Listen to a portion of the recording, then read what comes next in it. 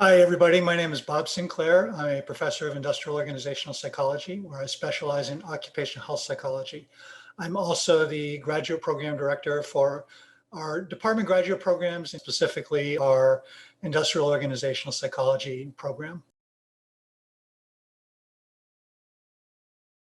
So I was born in Maine and I spent 3 years in the Marine Corps. Partly from my military experience, I've been interested in working conditions. So I wound up going to graduate school in Detroit. Then I moved out to Portland State University. There, my colleague Leslie Hammer and I built a kind of major specialization in occupational health psychology. I moved to Clemson in 2008. They were looking for someone, I think, to expand their focus on occupational health psychology. And so we dragged the family down here, and that's where we've been ever since.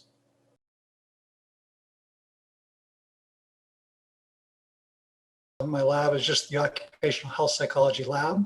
Broadly speaking, my research is in three areas. The first is economic stress. So I look at how economic factors such as job insecurity, concerns about money relate to workplace outcomes. A second topic is organizational climate. Generally speaking, organizational climate concerns workers' perceptions about the extent to which their organization prioritizes particular issues. So this could be anything from customer service to safety to mental health concerns. We've been investigating what factors predict an employee's willingness to speak out when they have a concern. The final area of research, I just call it sort of high risk occupations, and it's kind of a catch-all for research I've done in healthcare. We have a study looking at burnout and fatigue in emergency physicians, and then also occupational health in the military. And that research has included resilience, work family issues, climate and leadership. So there are a whole host of topics. Most of my work is field work, and a lot of it is collaborative with people elsewhere in the country. I have 4 students right now, and that's 1 PhD and 3 master's students. I look to keep it somewhere around that size. What I try to do with each student is to have specific concrete projects for them. One will be their master's thesis or dissertation project. A second would be some kind of research project other than that that they're taking the lead on. The third would be some sort of collaborative project. All or several of us do as a team. We'd written a theoretical paper on gig work that the whole lab did together, and we just got it accepted this morning. So there's a pretty cool example of the whole team working together.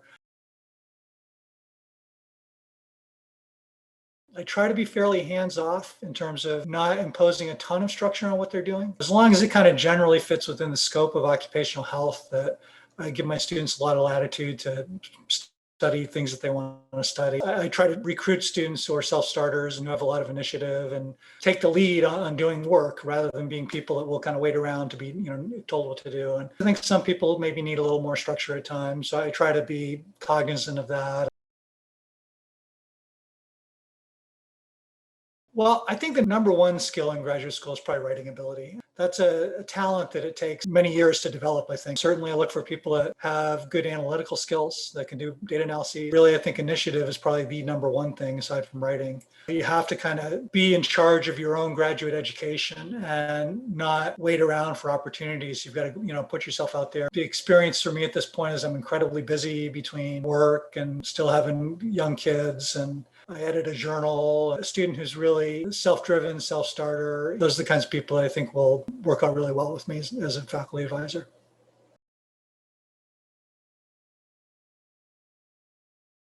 Trained over 20 of my own PhD students. The vast, vast majority of them have been applied careers. To my great disappointment, as I'd like to train a few more academics, but most of them working in industry or consulting. And those are the people that really are out there impacting real workers through their actions.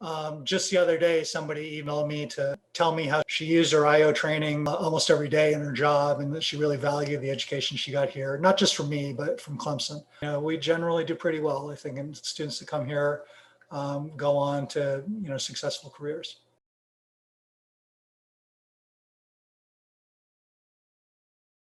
Again, I think I try to create a situation where if people want to walk through doors and go on to success, they can. I think with any senior faculty in particular, that they'll have a pretty well-developed professional network. When I can, I try to exploit that to my students' benefit. I try to think about what kinds of steps do they need to take now to be successful. And that may differ for somebody that wants to go into consulting than someone that wants to go into a research career.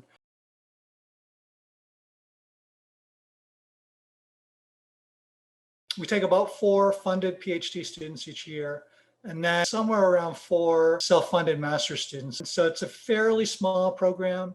Clemson usually does pretty well in ratings related to program culture. That's something that we've valued highly. I think most of the students here feel like they got a home and they're part of the Clemson family. And, Clemson is a nice place to be. And it is a small town, so it's a little different. A lot of our students will travel for like corporate internships. Greenville, South Carolina is the closest major city, being a great place to raise family and good climate and all of that. And I think the best indicator of the program probably is that going back before I was even here, that we've never had a faculty member voluntarily leave to take another job. By and large, when people get here, they want to stay because it's a great experience with a well-run organization and a real strong positive culture.